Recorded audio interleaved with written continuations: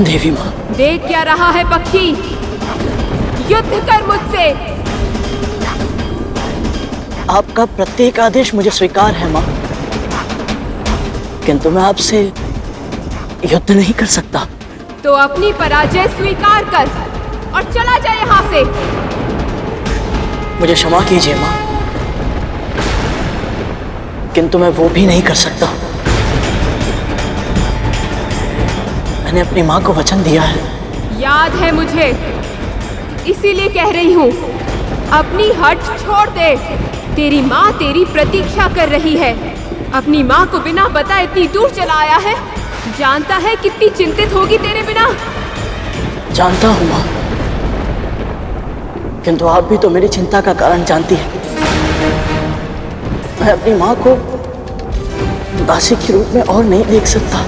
और मेरे सामने हट कर सकता है? यदि इसी समय तू यहाँ से नहीं गया तो तुझे मेरा दंड सहना होगा। मुझे स्वीकार है माँ। तू मारा जाएगा गरुड़।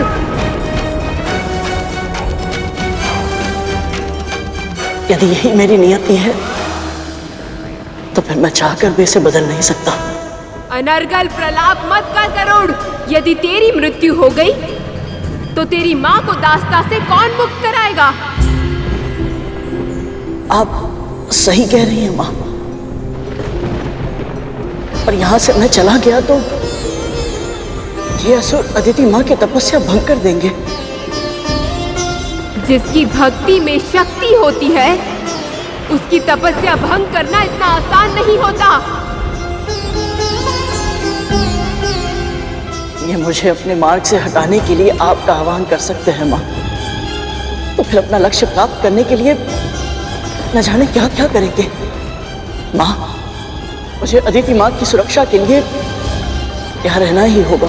तू अपनी सुरक्षा की चिंता कर। यदि तूने मेरा आदेश नहीं माना तो मुझे तेरा वध करना होगा गरुड़। पाताल भैरवी का प्रकोप इसे भस्म कर देगा। क्या तू अपनी माँ को दास्ता से मुक्त कराने के पहले यमलोक जाना चाहता है?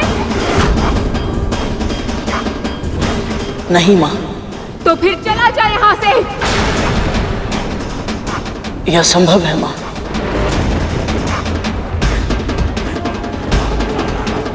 पहले प्रत्येक बात पर माँ माँ कर रहा था, अब ना ना कर रहा है। पाताल भैरवी इससे इतनी बातें क्यों कर रही है? इसका वध करके अपना कार्य समाप्त क्यों नहीं कर रही?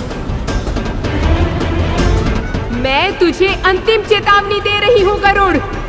इसी क्षण उठ जा यहाँ से, अन्यथा अपनी मृत्यु का उत्तरदायी तू स्वयं होगा। आपके हाथों से मृत्यु मिले, इससे बड़ा सौभाग्य और क्या हो सकता है मेरे लिए? तो फिर यही सही। माँ ने बताया था, माँ भैरवी के मन में शिवजी के लिए अपार सम्मान है। यदि मैं उनकी आराधना करूं तो संभव है मैं माँ भैरवी के प्रकोप को शांत कर पाऊं। मेरे प्राण आपके ही है माँ, पर क्या? मेरा वध करने से पूर्व क्या आप मेरी अंतिम इच्छा पूरी करेंगी? बता, क्या है तेरी अंतिम इच्छा?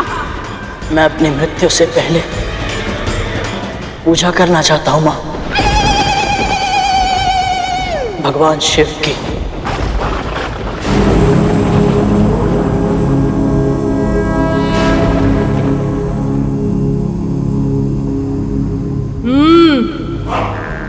बड़ा चतुर है तू। जा, दी अनुमति, कर ले अपनी अंतिम इच्छा पूरी।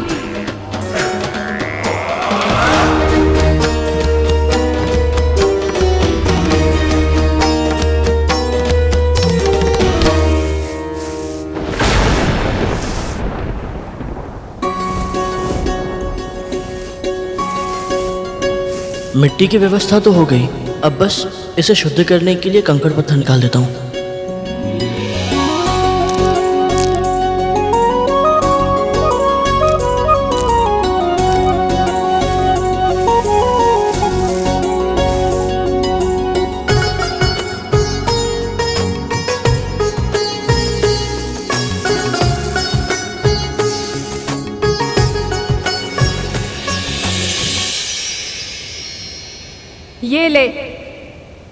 पहले जल से मिट्टी गीली कर, तभी तो ठहरेगी। मूर्ख कहीं का।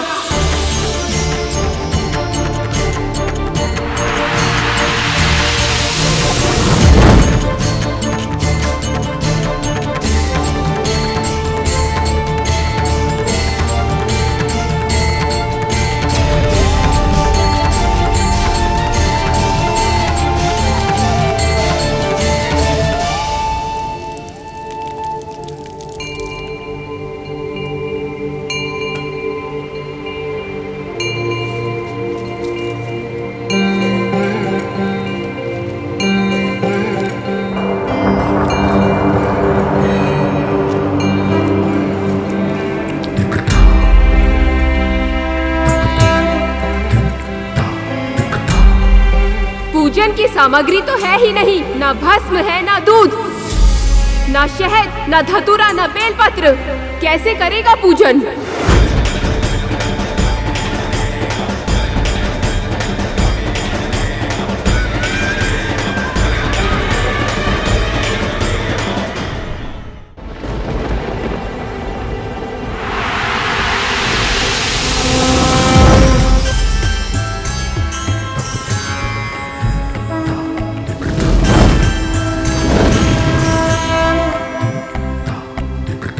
देख क्या रहा है?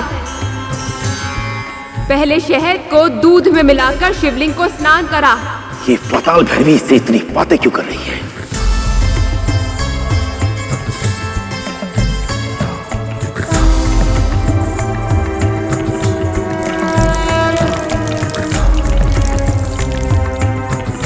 अब भस्म से त्रिपुंड बना।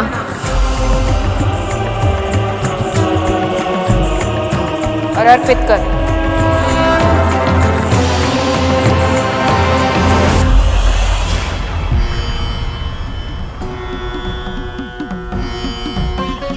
इस विशेष पूजा के कारण मेरी मृत्यु कुछ समय के लिए टल अवश्य गई, पर पूजा संपन्न होने के बाद होगा वही जो अटल है। माँ मेरा वध कर देंगी।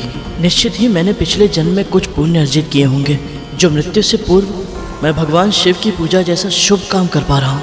और तो और माँ पाताल भैरवी स्वयं मेरी पूजा विधि विधान से संपन्न करवा रही है।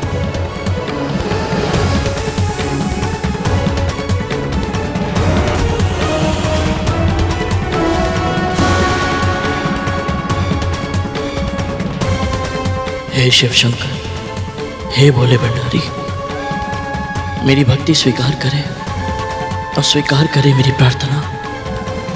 मैं नहीं जानता कि मैं उचित कर रहा हूँ या अनुचित, बस इतना जानता हूँ प्रभु कि जो कर रहा हूँ अपनी माँ के लिए कर रहा हूँ।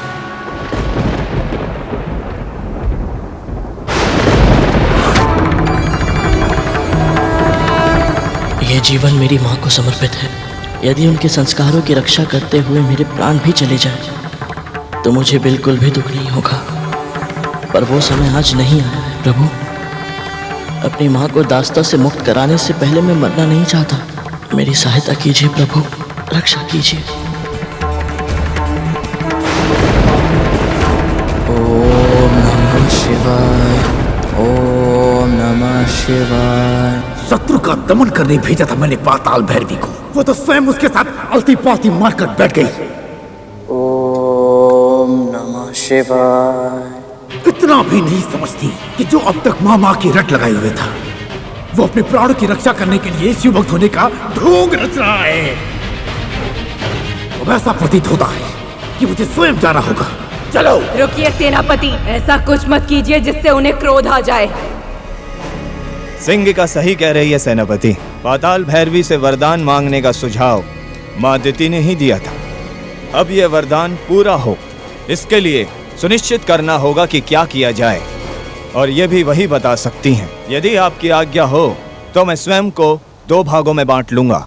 मेरा एक भाग माँ दिति के पास मार्गदर्शन के लिए चला जाएगा और दूसरा भाग यहीं रहेगा, ताकि मैं यहाँ भी सूचना प्राप्त करता रहूं।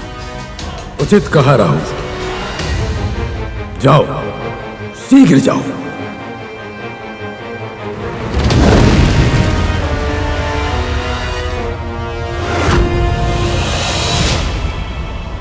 ओम नमः शिवाय, ओम नमः शिवाय। सावधान! सर्वशक्तिमान, महाज्ञानी, जगत पिता महर्षि कश्यप की प्रिया, असुर वंश की जननी, महारानी दिति पधार रही है।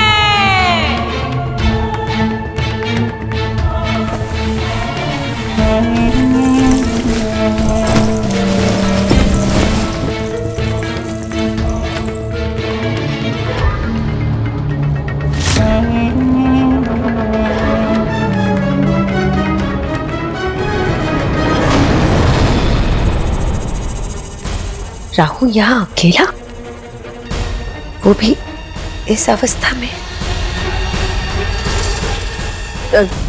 तुम सब जाओ यहाँ से।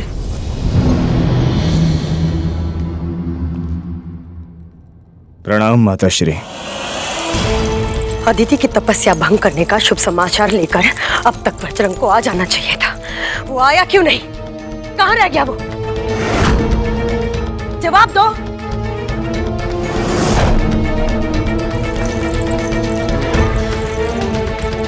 क्या हुआ पुत्र?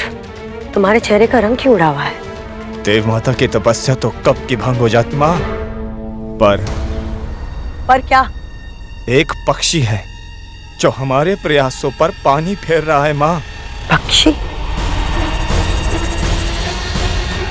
नाम क्या है उसका? माँ विंता का दूसरा पुत्र गरुड़।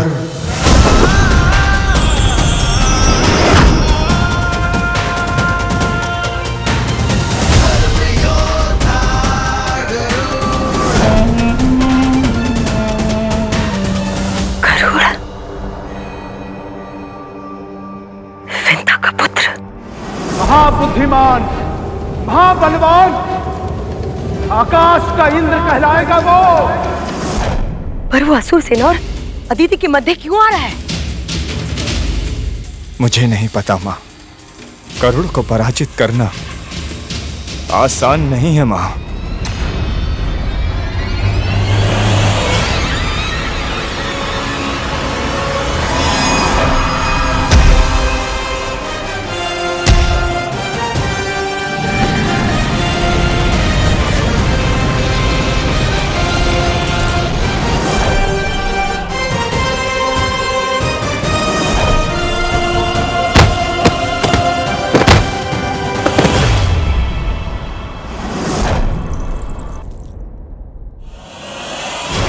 एक काम करो, अपने दूसरे भाग से संपर्क स्थापित करो और पता करो कि वहां पे क्या हो रहा है। मुझे बताओ, शीघ्र करो। जो आज्ञा माता।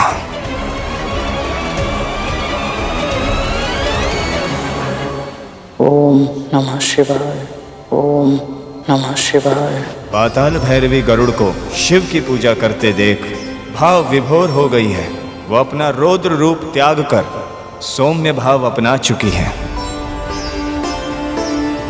जिसके कारण सेनापति वज्रांग अत्यधिक क्रोधित हो गए हैं।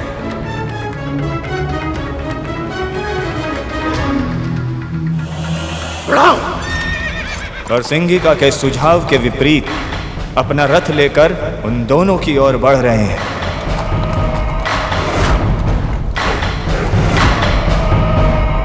ओम नमः शिवाय।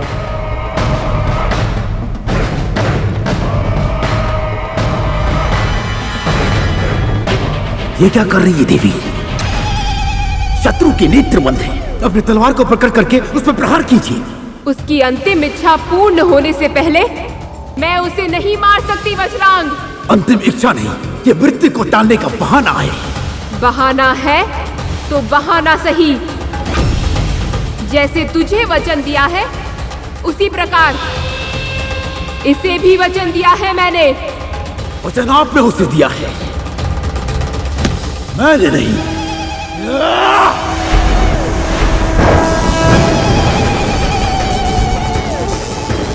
असुरों की इष्ट देवी हूँ, इसीलिए तुझे प्राण दान देती हूँ। अन्यथा मेरे शिव शंकर की पूजा भंग करने वाला एक क्षण भी मेरे सामने जीवित नहीं रहता।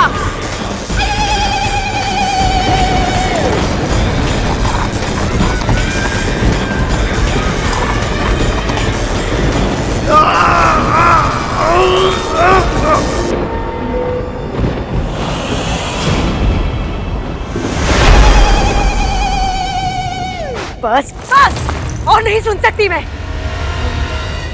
माँ, उस पक्षी ने पाताल भैरवी के हृदय को भी जीत लिया है। हम असुर कैसे जीतेंगे उससे माँ? दुर्बलता, हमें उसकी दुर्बलता जाननी होगी और उसके लिए मुझे कद्रू के पास जाना होगा। कद्रू कोई ना कोई उपाय जरूर बताएगी, क्योंकि कद्रू विंता और उसके पुत्र से घृणा करती है। पर हमारे पास समय नहीं है, हमें जो भी करना होगा शीघ्र करना होगा। ओम नमः शिवाय। ओम नमः शिवाय।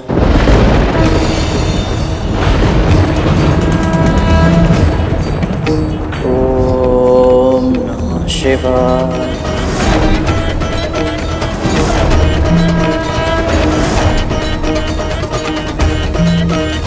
ओम नमः शिवाय।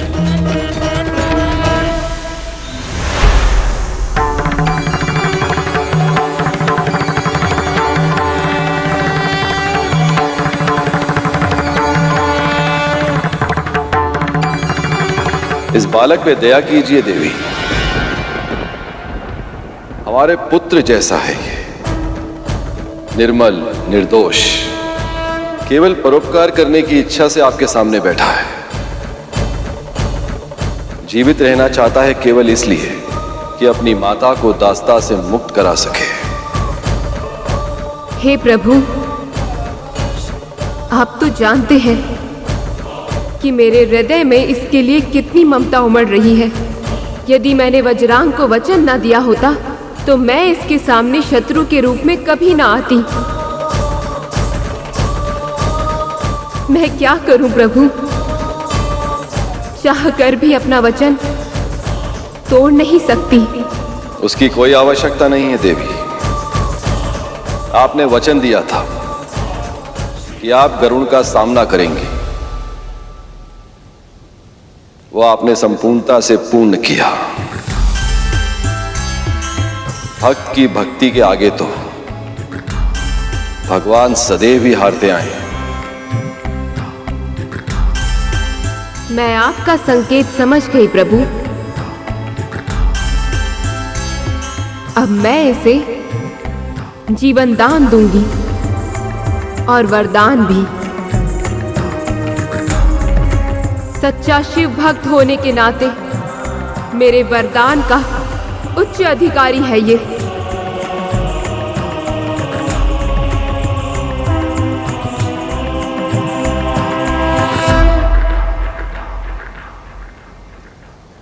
ओम नमः शिवाय।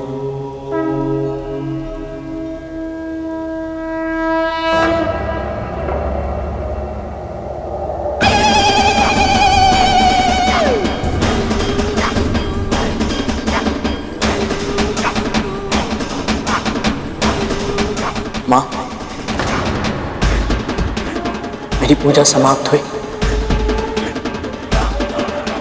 अब आप मेरे प्राण ले लीजिए।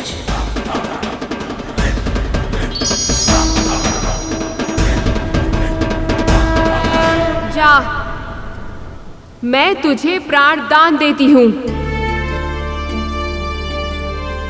और तुझे वरदान देती हूँ कि समय आने पर शिव शंकर तुझे अवश्य दर्शन देंगे और इस पूजा के फल स्वरूप तुझे मनोवांछित वरदान भी देंगे।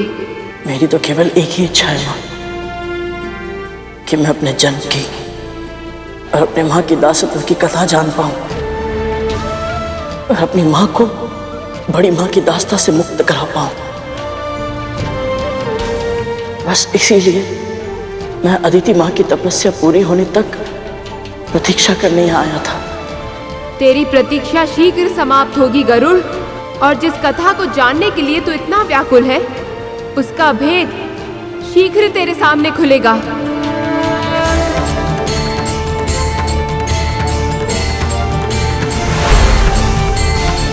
माँ पाताल भैरवी ने मुझे वरदान दिया है। इसका अर्थ है कि अब नियति की देवी मुस्कुराएगी, अब सब ठीक हो जाएगा। पर कैसे? क्या अदिति माँ की तपस्या पूरी होने वाली है? क्या होगी माँ की दास्ता के अतीत की कथा?